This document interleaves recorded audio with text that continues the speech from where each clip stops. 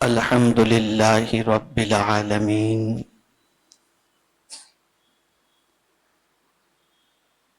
والعاقبۃ للمتقین والصلاة والسلام علی سید الانبیاء والمرسلین وعلى آلہ واصحابہ الطیبین الطاہرین اما بعد فاعوذ باللہ من الشیطان الرجیم بسم اللہ الرحمن الرحیم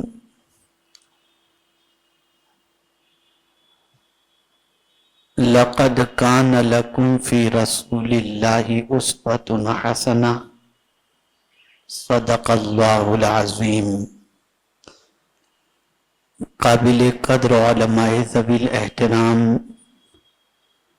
حاضرین و ناظرین و حاضرات، السلام علیکم ورحمۃ اللہ وبرکاتہ۔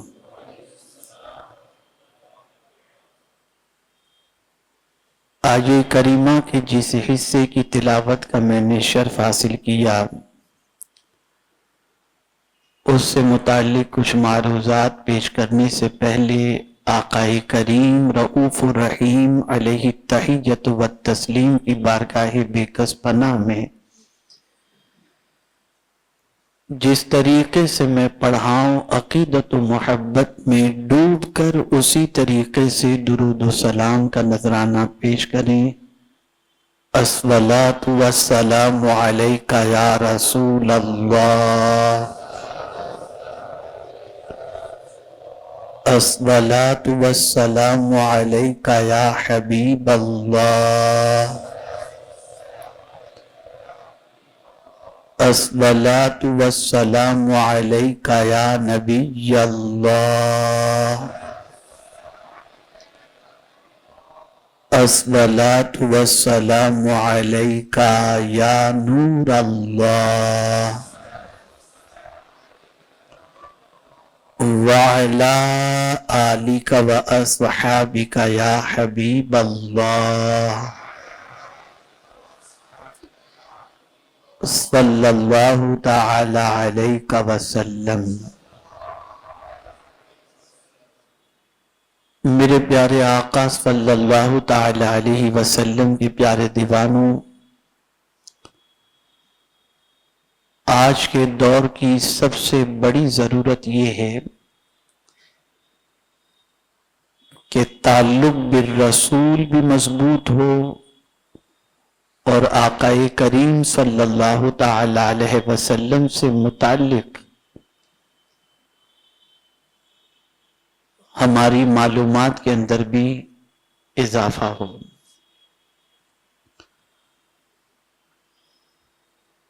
سب پڑھتے ہیں ہم، حضور کی زندگی کو نہیں پڑھتے،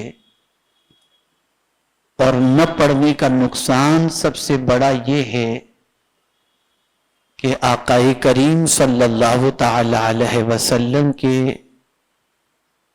اسوہ حسنہ کو اپنانے کا جذبہ ہمارے اندر پیدا نہیں ہوتا۔ رسول گرامی وقار صلی اللہ علیہ وسلم کی ذات وہ عظیم ذات ہے کہ انسانوں میں جتنے بھی شعبے پائے جاتے ہیں، انسانوں کے لیے جتنے بھی شعبے پائے جاتے ہیں، اور جس طریقے کے انسان اس دنیا میں زندگی گزار رہے ہیں، ان انسانوں کے لیے اگر کسی کی زندگی آئیڈیل مل سکتی ہے تو وہ میرے آقا صلی اللہ علیہ وسلم کی۔ باپ کی حیثیت سے اگر کوئی زندگی گزارنا چاہتا ہے تو حضور کی زندگی کو دیکھے، اچھے شوہر کی حیثیت سے زندگی گزارنا چاہتا ہے تو حضور صلی اللہ علیہ وسلم کی زندگی کو دیکھے۔ اسی طریقے سے آپ مختلف شعبے کو اگر دیکھیں تو تاجدار کائنات صلی اللہ علیہ وسلم کی انسانوں میں تنہا وہ ذات ہے جو انسان کے ہر معاملے کے اندر رہنمائی کرتی ہوئی نظر آتی ہے۔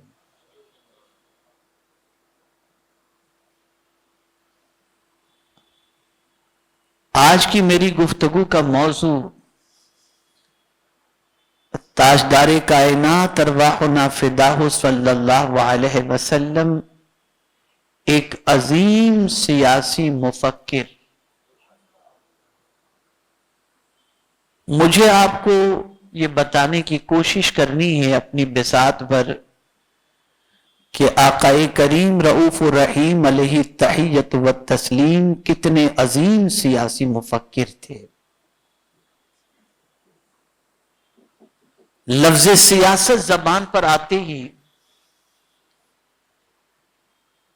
انسانوں کے ذہن کے اندر آج کے دور میں ایک گندگی ابھرتی ہے، کرپشن، ناانصافی، اقربا پروری، نفاق، لوٹ مار، یہ ساری چیزیں ذہن کے اندر ابھرتی ہیں۔ اور دنیا میں آج جتنے بھی سیاستداں پائے جاتے ہیں الا ماشاء اللہ، سب کی پوزیشن آپ کو یہ نظر آئے گی کہ سیاست میں آنے سے پہلے ان کی پوزیشن یہ ہوتی ہے کہ ان کی کل ملکیت 5 لاکھ ہوتی ہے اور سیاست میں 5 سال گزارنے کے بعد ان کی ملکیت 5 کروڑ بن جاتی ہے۔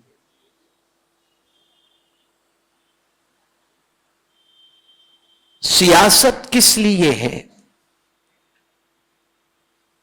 تو سب سے پہلے آپ دیکھیں، کارپوریٹر ہو کوئی بھی ہو، جب بھی سیاست کی کرسی پر بیٹھتا ہے تو پہلے حلف لیتا ہے۔ جس مذہب کی کتاب کا وہ ماننے والا ہے اس مذہبی کتاب پر ہاتھ رکھ کر کے وہ قسم کھاتا ہے کہ میں انصاف کروں گا، میں یہ کروں گا۔ یہ پرتھا، یہ سسٹم آج بھی چل رہی۔ لیکن اگر آپ ان کی زندگی میں دیکھیں تو اس کے خلاف سب سے زیادہ کرتے ہوئے وہی آپ کو دکھیں گے۔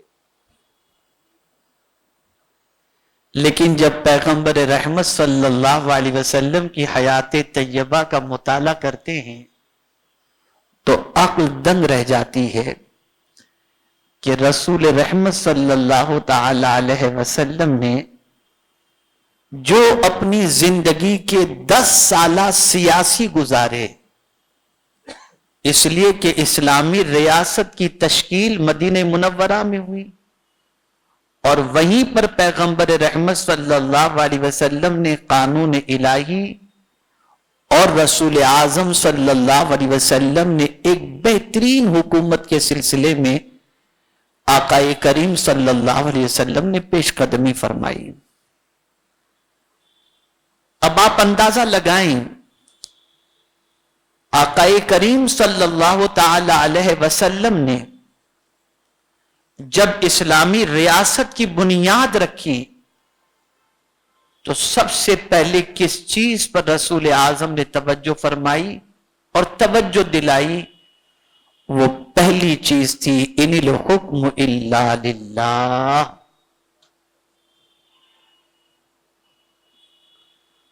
حکم صرف اللہ کا، حاکم صرف اللہ، کوئی سپریم اتھارٹی نہیں، سب سے بڑا اللہ۔ اور صرف اسی پر اکتفا نہیں بلکہ سب سے بڑا اللہ جب ہم مانتے ہیں تو سب سے بڑی خوشی بھی ہم یہی مانیں کہ اللہ راضی ہو جائے، اس سے بڑی چیز اور کوئی نہیں ہو سکتی۔ اسی لیے قرآن کہتا ہے وَرِضْوَانٌ مِّنَ اللَّهِ اکبر، اللہ کی خوشی سب سے بڑی خوشی ہے۔ اب پروردگار جل جلالہ کے قانون کو، احکام کو نافذ کرنا، اس کو حاکم کی حیثیت سے منوانا اور اس کے قانون کی حاکمیت کو تسلیم کروانا، یہ پیغمبر رحمت صلی اللہ تعالی علیہ وسلم کا مشن رہا، اور رسول اعظم صلی اللہ تعالی علیہ وسلم نے صحابہ کرام علیہم الرضوان کے سامنے اللہ رب العزت جل جلالہ کے قانون کے مطابق زندگی گزارنے کا اصول اور اس کے فیصلے کے سامنے سرنڈر ہونے کی تعلیم عطا فرمائی۔ اب یہاں آپ دیکھیں کہ جب اللہ کی حاکمیت کو تسلیم کروانا ہوا تو یہ نہیں کہ لوگوں سے کہا جائے کہ تم اللہ کا حکم مانو، ہم معاذ اللہ اس حکم سے بری ہیں، تو نہیں۔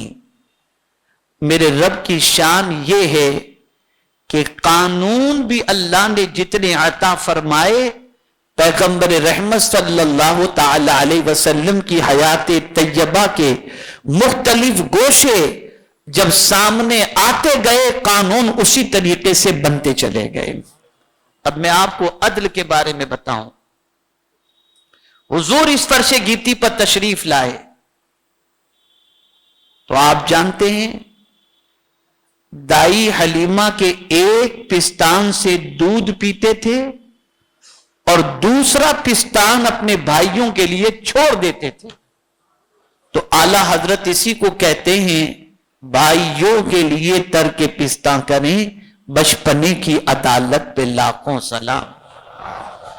یہ نہیں کہ رسول اعظم صلی اللہ علیہ وسلم نے اللہ کی حاکمیت کی بات کی اور نظام عدل کو تہس نہس کیا، بلکہ پریکٹیکلی طور پر پیغمبر رحمت صلی اللہ علیہ وسلم ولادت سے لے کر ظاہری طور پر پردہ فرمانے تک نظام عدل کو ایسا قائم اپنی زندگی سے ثابت کیا کہ دنیا کے آج کے کسی سیاسی مفکر کی زندگی میں عدل کا عین بھی تلاش کرنا چاہو تو آپ کو نہیں ملے گا۔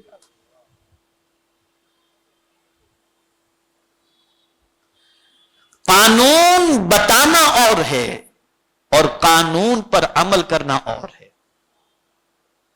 رسول گرامی وقار صلی اللہ تعالی علیہ وسلم کی حیات طیبہ کا مطالعہ کریں تو جب پہلی بات لوگوں کے سامنے پیش کر دی گئی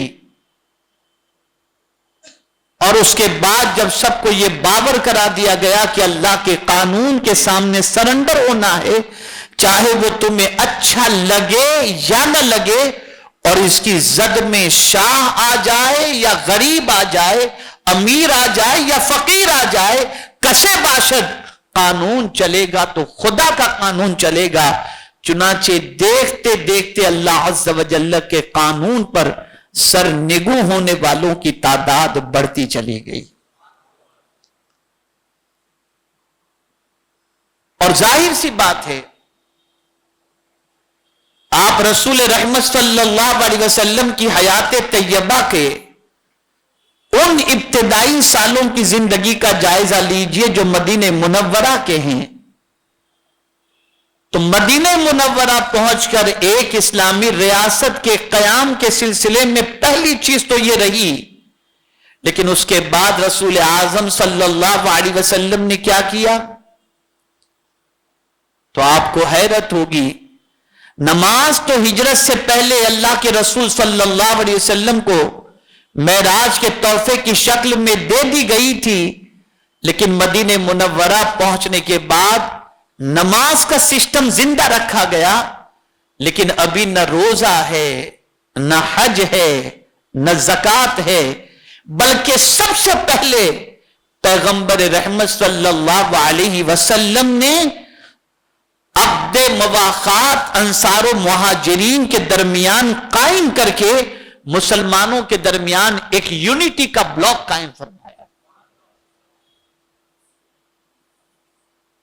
اور اس عقد مواخات کے ذریعے پیغمبر رحمت صلی اللہ تعالی علیہ وسلم نے اکنومی کو اسٹیبلش کیا، ایجوکیشنل سسٹم کو اسٹیبلش کیا، اور رسول اعظم صلی اللہ علیہ وسلم نے ہر کلمہ پڑھنے والے کے لیے ایسی فیسلٹی اور ایسی سہولتیں پرووائڈ کی کہ معاشرے کے اندر کوئی بچہ جاہل رہنے نہ پائے. میرے پیارے آقا صلی اللہ تعالی علیہ وسلم کے پیارے دیوانوں، اب جب یہ کام چل پڑا، عقد مواخات ہو چکا اور رسول رحمت صلی اللہ تعالی علیہ وسلم کی قیادت کے اندر قافلہ بڑھنے لگا. اور یہ بات یاد رکھیں، آقا کریم صلی اللہ علیہ وسلم زمین پر اللہ کے خلیفہ بن کر کے تشریف لائے، لیکن رسول اعظم صلی اللہ علیہ وسلم نے چند چیزوں کو اس طریقے سے دنیا کے سامنے اجاگر کیا کہ جس چیز کو رسول اعظم صلی اللہ علیہ وسلم کی اپنے بھی تسلیم کرتے رہے اور پرائوں نے ہزارہ اعتراض کیے، لیکن پیغمبر رحمت صلی اللہ علیہ وسلم کی اس بات پر اور اس صفت پر کسی کو انگشت نمائی کا موقع نہیں ملا.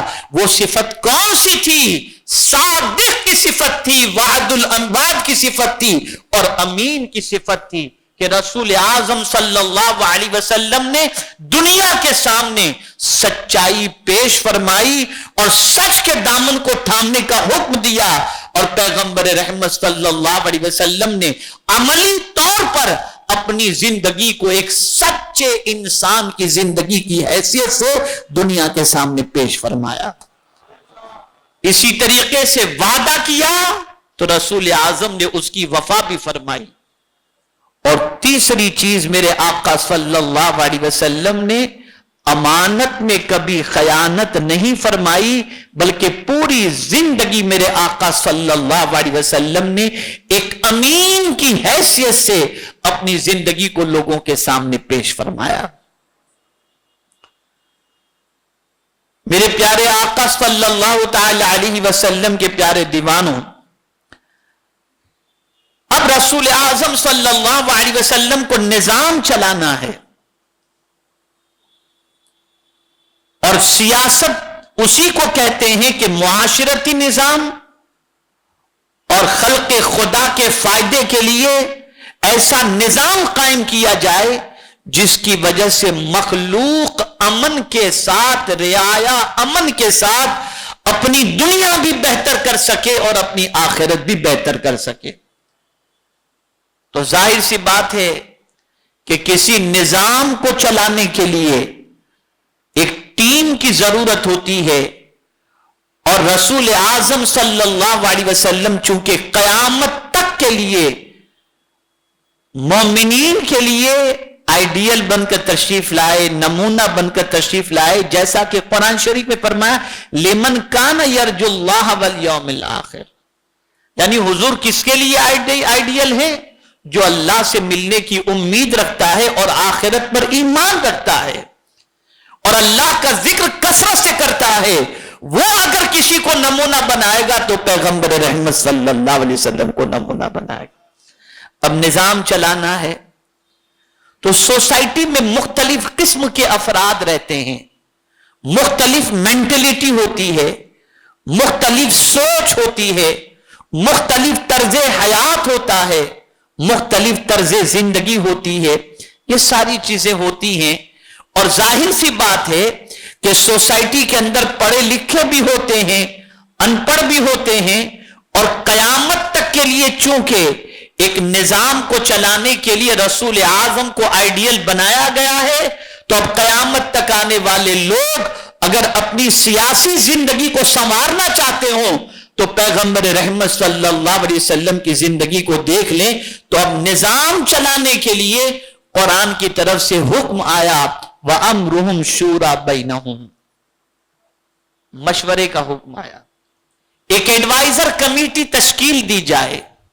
اب خاص طور پر توجہ چاہوں گا، ایڈوائزر کمیٹی تشکیل دی جائے جو آپ کے مشیر ہوں، آپ کو مشورہ دیں. ہم اگر مشیر تلاش کرتے ہیں تو بڑی معذرت کے ساتھ عرض کرتا ہوں کہ ہماری تلاش کے اندر وہ ساری چیزیں نظر نہیں آتی جو چیزیں پیغمبر رحمت صلی اللہ علیہ وسلم نے مشیروں کے اندر ہونے کے حوالے سے فرمایا. اب آپ دیکھیں آقا کریم صلی اللہ علیہ وسلم کی بارگاہ میں دریافت کیا گیا جب شورا تشکیل پائی کہ یا رسول اللہ صلی اللہ تعالی علیہ وسلم اگر کسی چیز پر مشورہ ہو اور مشیر 6 ہوں اور 6 مشیروں میں سے 3 کی رائے ایک طرف ہو 3 کی رائے ایک طرف ہو اکثریت والی پوزیشن نہ ہو میجورٹی والی پوزیشن نہ ہو 3 ایک طرف جا رہے ہوں اور 3 ایک طرف جا رہے ہوں تو یا رسول اللہ صلی اللہ تعالی علیہ وسلم پھر فیصلہ کیسے کیا جائے اور کس مشورے پر عمل کیا جائے؟ خدا کی قسم کتنا عظیم آقا کریم صلی اللہ علیہ وسلم نے حکم جاری فرمایا. ارشاد فرماتے جن تینوں میں عبد الرحمن ابن عوف ہوں ان کے مشورے کو فوقیت دی جائے.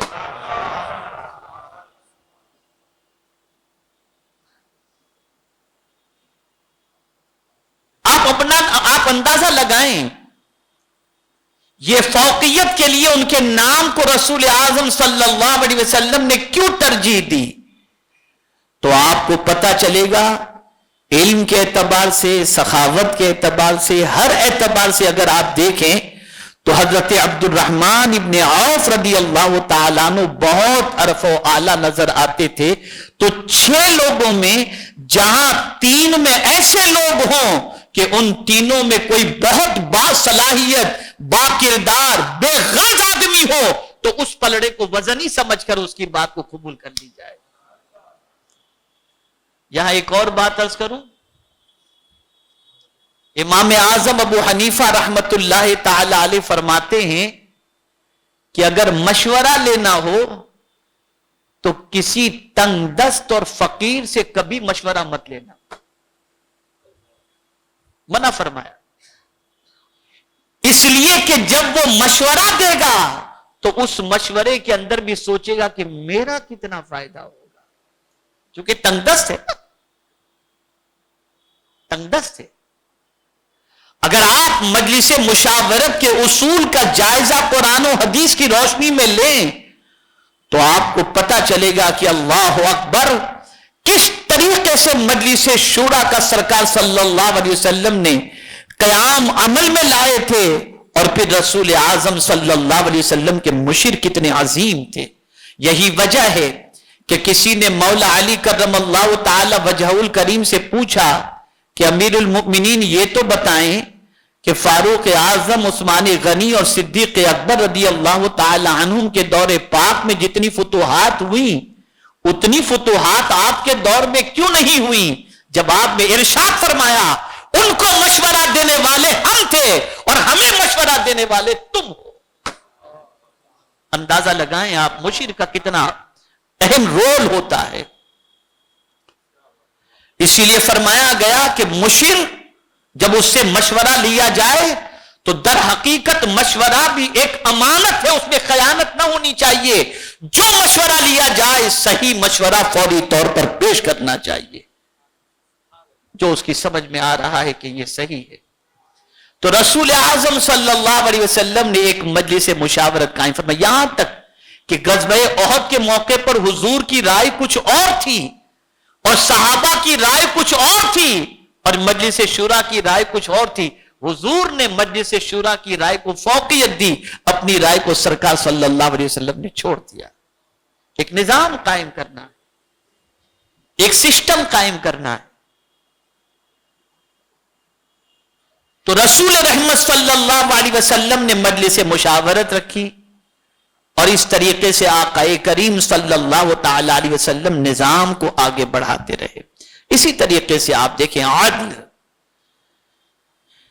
پیغمبر رحمت صلی اللہ علیہ وسلم نے عدل کا نظام کتنا عظیم قائم فرمایا. میں 3 مثالیں آپ کے سامنے پیش کرتا ہوں جس سے آپ اندازہ لگا سکیں گے. عدل اور مساوات، سب سے بڑا گھر اور بڑا دربار میرے مولا کا دربار ہے. اس سے بڑا کسی کا گھر نہیں. یہاں پرائیویٹلی اسپیشلی کسی کے لیے کوئی جگہ کا تعین نہیں رکھا. جو فرسٹ وہی فرسٹ، جو پہلے آیا وہ پہلی صف میں پہنچ گیا، اور بادشاہ وقت بھی اگر آخر میں آیا تو وہ پہلی صف کا حقدار نہیں، اسے پیچھے نماز پڑھنا پڑے گا. یہ عدل کا نظام ہے حضور صلی اللہ علیہ وسلم. بادشاہ وقت حج کے لیے جا رہا ہے تو یہ نہیں کہ اس کا لباس جدا ہوگا، نہیں، اسے بھی حج کرنا ہے تو اس کے لیے بھی ضروری ہے وہی 2 چادر پہنے جو غریب پہنے ہوئے ہیں. روزے فرض کیے گئے تو یہ نہیں کہ امیر کے لیے قانون جدا کہ تم آدھا دن کھا لینا، غریب پورا دن بھوکا رہے، نہیں، سب کے لیے. یہ ہے عدل اور مساوات. اور تھوڑا آگے بڑھیں، ایک باندی کے سلسلے میں معاملہ پیش آیا رسول اعظم صلی اللہ علیہ وسلم کی بارگاہ کے اندر، اور ایک جرم کی پاداش میں ہاتھ کاٹنے والی بات آئی.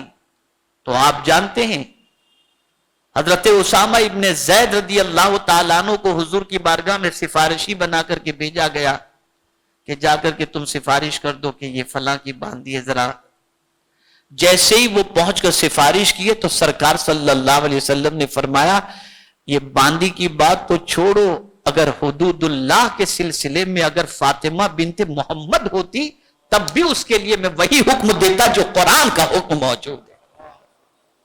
یاد رکھیں، نظام کے ڈسپلین کے لیے اور سلامتی کے لیے رعایت نہیں کی جاتی، پھر زد میں چاہے بیٹا آتا ہو یا کوئی اور آتا ہو اس کے لیے حکم وہی ہوگا جو قرآن کا حکم ہے. یہ رسول اعظم صلی اللہ علیہ وسلم کی سیاسی زندگی تھی. حدود اللہ کے سلسلے میں آقا سخت تھے اور ذاتی معاملات کے سلسلے میں بڑے نرم تھے. بڑے نرم، اتنے نرم کہ میں آپ کو کیا بتاؤں کہ میرے آقا صلی اللہ تعالی علیہ وسلم کی شان یہ تھی کہ جب وفود باہر سے حضور صلی اللہ علیہ وسلم سے ملنے کے لیے آتے تو سرکار صلی اللہ علیہ وسلم خود انہیں کھلاتے تھے. ان وفود کو چھوڑنے کے لیے خود حضور صلی اللہ علیہ وسلم تشریف لے جاتے تھے، ان کے ساتھ نرمی سے پیش آتے تھے، ان کے لیے کھانا رسول اعظم صلی اللہ علیہ وسلم سرو کرتے تھے، اور اس طریقے سے نرمی کے ساتھ ان کے ساتھ پیش آ کر ان کے دل میں مصطفیٰ جان رحمت صلی اللہ علیہ وسلم اپنے اخلاق کا سکہ بٹھاتے نظر آتے. دنیا کا سیاسی انسان کیا کرتا ہے؟ اب جو بات عرض کر رہا ہوں خلاصے کے طور پر عرض کر رہا ہوں.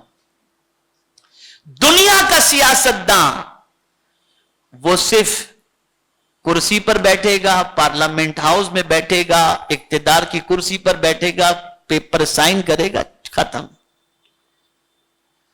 کچھ تقریریں کر دیا، کچھ نظام کے بارے میں تھوڑا سا سوچا، لیکن واحد مصطفیٰ جان رحمت صلی اللہ علیہ وسلم کی ذات ایسی ذات ہے. غور سے سنیے گا جو بات اب عرض کرنے جا رہا ہوں حاصل گفتگو ہے. حضور صلی اللہ علیہ وسلم سیاسی نظام بھی دیکھ رہے ہیں، قانون بھی بنا رہے ہیں، سپہ سالار کی حیثیت سے فرائض بھی انجام دے رہے ہیں، امور خارجہ کی ذمہ داری بھی دیکھ رہے ہیں، گھریلو ذمہ داری بھی دیکھ رہے ہیں، اور حق تو یہ ہے درس بھی دے رہے ہیں، امامت بھی کرتے نظر آ رہے ہیں. یہ کسی سیاستداں کی زندگی میں آپ کو نظر نہیں آئے گا. ہر سیاستداں ایک پہلو کی طرف توجہ دیتا ہے، لیکن میرے مصطفیٰ جان رحمت کی شان یہ ہے ہر پہلو پر مصطفیٰ پیارے کی نظر آ رہی ہے. قانون داں ہونا اور چیز ہے. مفتی صاحب تشریف فرما ہے، ہماری جماعت کے ایک عظیم مفتی تشریف فرمائے، ان کی لکھی ہوئی کتاب الجامعۃ الاشرفیہ میں پڑھائی جاتی ہے ماشاءاللہ. ایک خاص توجہ چاہوں گا، قانون داں ہونا اور ہے، اور قانون داں کے ساتھ ساتھ قانون ساز ہونا یہ مصطفیٰ کی صفت ہے. وہ قانون داں بھی تھے اور قانون ساز بھی تھے، اور یہ اتھارٹی اللہ نے عطا فرمائی ہے وَيُحِلُّ لَهُمُ الطَّيِّبَاتِ وَيُحَرِّمُ عَلَيْهِمُ الْخَبَائِثَ۔ یہ شان حضور کی ہے، یہ مقام اللہ نے حضور صلی اللہ علیہ وسلم کو عطا فرمایا ہے۔ آج کے دور میں یہ بات ہو رہی ہے، سیاست کا اخلاق سے کیا لینا دینا، پہلے بد اخلاق بنو پھر سیاست نہ بنو۔ لیکن حضور نے پروف کیا اپنی لائف سے کہ صحیح سیاست وہی ہے جس کے ساتھ اخلاق کی بھی وابستگی ہو۔ یہی وجہ ہے کہ سماما کی بات عرض کروں، عیسائیوں کے بڑے کاروباری آدمی، پیغمبر رحمت صلی اللہ علیہ وسلم نے مدینے کے قرب و جوار کے اندر اپنے افراد بھیجے رکھے تھے کہ کوئی مدینے کی طرف حملے کی نیت سے یا کسی اور غرض سے آتا ہو تو ذرا تم دیکھ لینا۔ صحابہ گھوم رہے تھے، اس میں ثمامہ نظر آ گئے، عیسائی تھے، تاجر تھے، پکڑ کے لے آئے حضور کی بارگاہ میں۔ میرے آقا صلی اللہ علیہ وسلم نے فرمایا ان کو مسجد نبوی شریف کے ستون سے باندھ دو۔ باندھ دیا گیا، کھانے کے وقت پر کھانا کھلا دیا جاتا، ضرورت کے وقت پر چھوڑ دیا جاتا۔ 3 دن تک مسجد نبوی شریف کے اندر ثمامہ کو باندھا گیا، اور 3 دن کے بعد پیغمبر رحمت صلی اللہ علیہ وسلم نے فرمایا انہیں آزاد کر دیا جائے۔ اب آپ مجھے بتائیں، اگر کوئی قید سے آزاد ہو تو سیدھا بھاگے گا اپنے گھر کی طرف، لیکن ثمامہ نکلنے کے بعد چونکہ سرکار صلی اللہ علیہ وسلم کی مسجد کے قریب جو ہے کھجوروں کے درخت تھے، وہ گئے ایک کھجور کے درخت کے پیچھے جا کر کے انہوں نے غسل کیا، اور غسل کر کے پلٹ کے پھر حضور صلی اللہ علیہ وسلم کے پاس آئے اور عرض کرنے لگے حضور مجھے کلمہ پڑھا کر مسلمان کر دیں۔ قیدی 3 دن تک مسجد نبوی شریف کے ستون سے باندھا گیا تھا، اور چھوڑنے کے بعد پلٹ کر آ کر وہ مسلمان ہو رہے ہیں۔ پوچھا گیا ثمامہ کیا وجہ ہے اور کیا چیز تمہیں مجبور کر دی اسلام قبول کرنے کے لیے؟ اب جواب سنیے، یہ بہت اہم بات ہے جسے ذہن میں رکھو۔ ثمامہ کہتے ہیں کہ میں نے مسجد نبوی شریف میں صحابہ کی زندگی دیکھی، آپ کا کردار دیکھا، یہ صحابہ کو ایک دوسرے سے محبت کرتے جو میں نے دیکھا، اور یہ منظر جو دیکھا نا، تو میرے دل نے کہا کہ اگر میں بھی اس سوسائٹی کا ممبر بن جاؤں تو مجھے بھی اتنا ہی پیار ملے گا، اس لیے میں کلمہ پڑھ کر کے مسلمان ہو رہا ہوں۔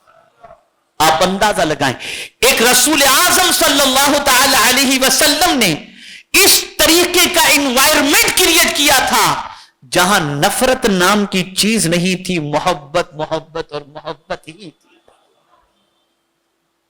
اے رسول اعظم صلی اللہ تعالی علیہ وسلم کے پیارے دیوانوں، آقا کریم صلی اللہ تعالی علیہ وسلم کی شان دیکھیے، غزوہ بدر میں خود تشریف لے جاتے ہیں۔ آج ہمارے یہاں اور دنیا میں جہاں کہیں بھی آپ دیکھیں تو پریسیڈنٹ اور ہوتا ہے، پرائم منسٹر اور ہوتا ہے، اور جنگ پر لڑنے والا میدان جنگ میں بارڈر پر کوئی اور ہوتا ہے۔ لیکن رسول اعظم صلی اللہ علیہ وسلم نے اپنی لائف سے پروف کیا کہ میں صرف کرسی پر بیٹھنے والا نہیں ہوں، جب بھی حق کی سربلندی کے لیے مجھے جانا پڑے تو میں اپنی جان کو ہتھیلی میں لے کر اپنے رب کے قانون کے نفاذ کے لیے جا سکتا ہوں۔ یہ کہیں اور آپ کو نہیں ملے گا، اور یہی وجہ ہے کہ 10 سال کے قلیل عرصے میں اسلامی ریاست کا وجود مدینہ منورہ میں جو ہوا، تو 10 سال کے قلیل عرصے کے اندر 10 لاکھ مربع میل اسلام کے زیر نگی آ چکا تھا۔ اور سرکار صلی اللہ علیہ وسلم کے بعد جب سیدنا فاروق اعظم کا دور پاک آیا، تو فاروق اعظم کے دور پاک کے اندر 22 لاکھ مربع میل اسلامی قوانین و ضوابط کے دائرے کے اندر آ چکا تھا۔ کس وجہ سے؟ عدل کی وجہ سے۔ میری ایک کتاب انشاءاللہ میں اس کی کوشش کر رہا ہوں، ان قریب آئے گی، شاید ہو سکتا ہے تھوڑا ٹائم بھی لگ جائے۔ पूरी दुनिया में बेचैनी और बेकरारी है। इस सारी बेचैनी और बेकरारी का हल क्या है? मेरा मौजू है आलमी अमन क्यों कर मुमकिन है। इस पर मैं किताब लिख रहा हूं।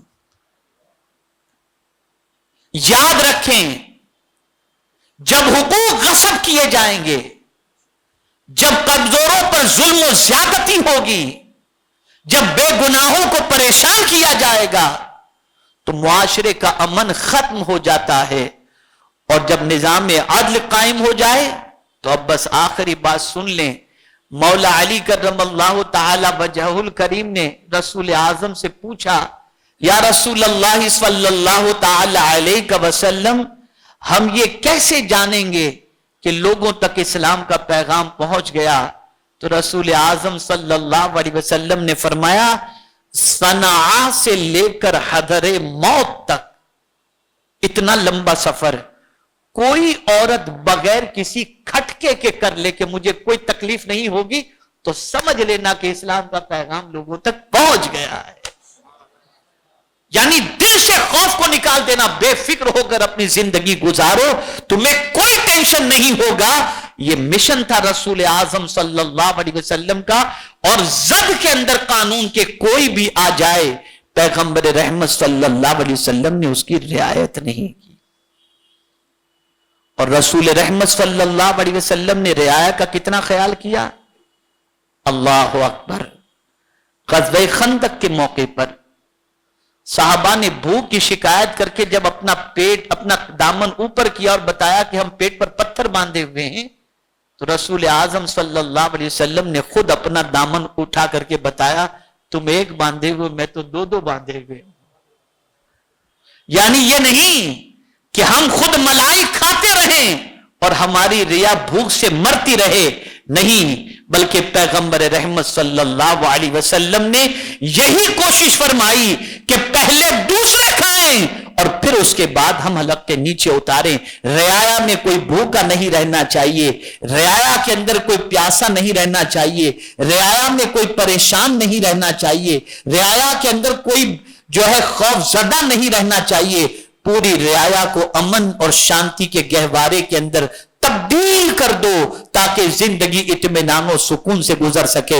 ऐ रसूल आजम सल्लल्लाहु अलैहि वसल्लम के दीवानों, अल्लाह के रसूल सल्लल्लाहु ताला अलैहि वसल्लम ने बहुत अच्छे अंदाज से अपनी जिंदगी के लम्हात को, लोगों की जिंदगी को संवारने के अंदर, उसूल व ज़वाबित फराहम करने के अंदर और इत्मीनान की जिंदगी गुजारने के सिलसिले में पैगंबर रहमत सल्लल्लाहु अलैहि वसल्लम ने मशक्कतें बर्दाश्त की। और बस एक बात जहन में रखें, जितने भी अंबिया तशरीफ लाए, ये जुमला बस याद रखिएगा, मैं कुरान की रोशनी में अर्ज कर देता हूं, जितने भी अंबिया तशरीफ लाए, किसी के पेशे नजर खुद का फायदा नहीं था।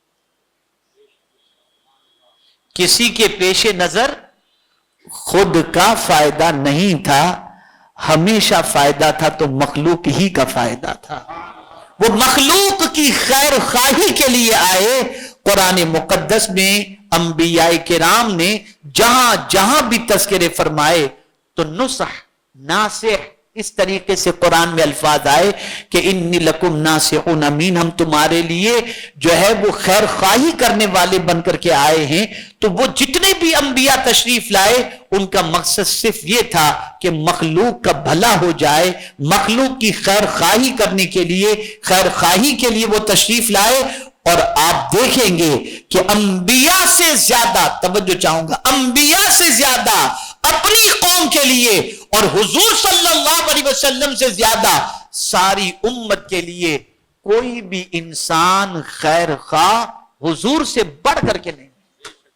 सबसे ज्यादा हमारा भला चाहने वाला कोई है तो हुजूर सल्लल्लाहु अलैहि वसल्लम। हजरत सौबान रदी अल्लाह ताला अन्हु फरमाते हैं, अल्लाह अल्लाह, मुझे एक हदीस याद आ गई, अर्ज नहीं करूंगा तो मैं समझूंगा कि कोई चीज मैंने छोड़ दी है, बस याद आ गई तो मैं अर्ज कर देता हूं, आपका ईमान मचलेगा इंशाअल्लाह, आपका ईमान मचलेगा। हजरत सौबान रदी अल्लाह ताला अन्हु अर्ज करते हैं कि सरकार सल्लल्लाहु अलैहि वसल्लम दुआ फरमा रहे थे, ए अल्लाह मुझे मेरे अहिब्बा से मिला दे, اے اللہ مجھے میرے احبا سے یعنی مجھ سے محبت کرنے والوں سے ملا دے. تو حضرت ثوبان رضی اللہ تعالیٰ عنہ عرض کرتے ہیں یا رسول اللہ صلی اللہ تعالی علیہ وسلم یہ کون آپ کے احبا ہیں جن سے ملنے کی آپ تمنا کرتے ہیں؟ کون ہے آپ کے احبا؟ تو میرے آقا صلی اللہ علیہ وسلم نے فرمایا ثوبان تم صبح و شام مجھے دیکھتے ہو اور صحابہ صبح و شام مجھے دیکھتے ہیں، میرے پیچھے نماز بھی پڑھتے ہیں، مجھ سے علم بھی حاصل کرتے ہیں، اور یہاں تک کہ مجھ پر وحی کا نزول ہوتا ہے تو وہ بھی تم کو معلوم پڑ جاتا ہے، وہ بھی میں تمہیں سنا دیتا ہوں. یہ ساری چیزیں تمہارے سامنے ہوتی ہیں نا. انہوں نے کہا لیکن سنو میرے احبا کون ہیں، میرے احبا کون ہیں میں تمہیں بتاؤں. قرب قیامت میری امت کے افراد ہوں گے جنہوں نے مجھے دیکھا نہیں، میرے پیچھے نماز بھی نہیں پڑھی، لیکن وہ مجھ پر اپنی جان لٹانے کے لیے تیار ہوں گے. وہ ہیں میرے احبا، وہ ہیں میرے احبا. اے رسول اعظم صلی اللہ تعالی علیہ وسلم کے دیوانوں، پیغمبر رحمت صلی اللہ تعالی علیہ وسلم ان غلاموں سے کتنی محبت فرماتے ہیں جو بن دیکھے مصطفیٰ پر قربان ہونے کو تیار. تو حضور کی محبت کو اپنی دل میں جگہ دو. رحمت عالم صلی اللہ علیہ وسلم کی زندگی کے مختلف گوشوں کو پڑھو تو آپ کو پتہ چلے گا ان سے بڑا مرسی، ان سے بڑا مینکائنڈ، ان سے بڑا رحمت والا اللہ نے کسی کو پیدا ہی نہیں فرمایا. رحمت للعالمین، سارے نبیوں پر پروردگار کی رحمت نازل ہوئی، لیکن حضور پر اتنی رحمت نازل ہوئی، اللہ کی اتنی رحمت نازل ہوئی کہ ان کو سراپا رحمت للعالمین بنا کر کے بھیج دیا. تو اس رسول سے اپنے تعلق کو مضبوط کرو اور ان کی تعلیمات پر عمل کرو. کریں گے انشاءاللہ. ماشاءاللہ ہفتہ واری اجتماع میں اب آہستہ آہستہ تعداد میں اضافہ ہوتا جا رہا ہے. اب ایک سوال پوچھوں گا، یہ بتائیے آپ کو ہفتہ واری اجتماع میں کچھ فائدہ ہوتا ہے کہ نہیں ہوتا؟ ایسا جواب نہیں چاہیے. کچھ سیکھیں آپ ابھی تک ہفتہ واری اجتماع میں؟ جواب دیجئے. سیکھے ہیں نا؟ تو یہ ون سائڈ والی پوزیشن نہیں چلے گی، لو اور دو. جب آپ نے تحریک سے کچھ لیا ہے تو اب تحریک کو کچھ دو بھی. دیں گے کچھ آپ تحریک کو؟ چندہ نہیں کر رہا ہوں. آج میری اپیل آپ سے بس اتنی سی ہے کہ جب تحریک سے آپ نے بہت کچھ لیا ہے، جو بھی آپ کی صلاحیت ہے اس صلاحیت کے مطابق تحریک کو دو. آپ اگر انجینئر ہیں تو آپ ہماری امید ٹیم سے وابستہ ہو کر بچوں کی تربیت میں سپورٹ کریں. آپ جس فیلڈ سے جس طریقے سے بھی آپ کا تعلق ہے، کچھ نہیں ہے آپ کے پاس، نہ مال ہے، نہ پیسہ ہے، نہ ایجوکیشن ہے، اور ٹائم ہے، تو آپ ٹائم تحریک کو دو. ٹائم دو تحریک.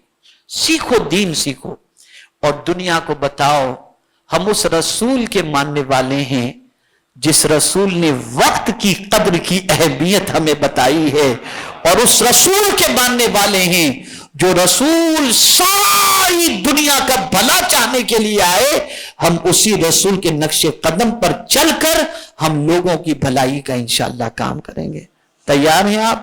ہمارے مبلغین باہر ہوں گے، جو ملنا چاہتے ہوں، جو جس کام کے لیے اپنی قربانی دینا چاہتے ہوں وہ ہمارے ساتھیوں سے ملاقات کریں. وما علینا الا البلاغ المبین. السلام علیکم ورحمۃ اللہ وبرکاتہ.